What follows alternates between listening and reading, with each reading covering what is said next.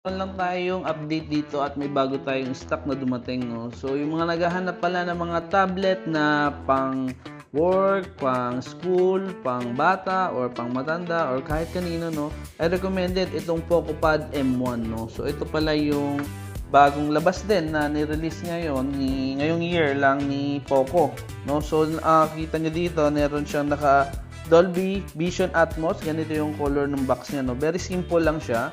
And mapapansin nyo, 2.5 lang ang down payment nito dito sa mga installment natin. So, pag nag-avail po kayo, one valid ID lang naman yung kailangan, no? So, ayan, very simple lang naman yung box niya. And yung specs niya is check natin yung specs nito. So, ayan. Meron siyang 12.1 inch, no?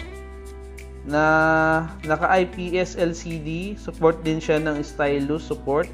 Ayan, and then grabe yung battery niya, 12,000 mAh. Ayan, oh. Tapos yung camera module niya ganito, para siyang mala iPhone din. 1080p din yung highest video recording, naka 120Hz refresh rate. Tapos Snapdragon 7S Gen 4 na rin to, mga brother and sister, no? So, recommended talaga to pagdating sa pangmatagalan na entertainment, sa work, sa school, or kahit saan man, no?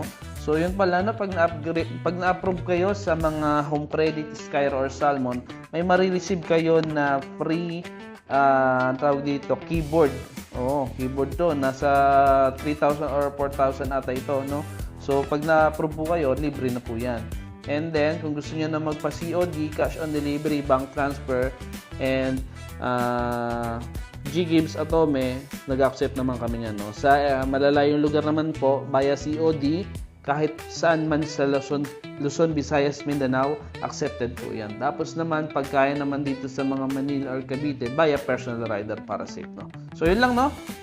Napakasulit ng tablet na to. Visit lang kayo sa store or message lang kayo sa page para maka-order na kayo ng PocoPad M1. So, yun lang.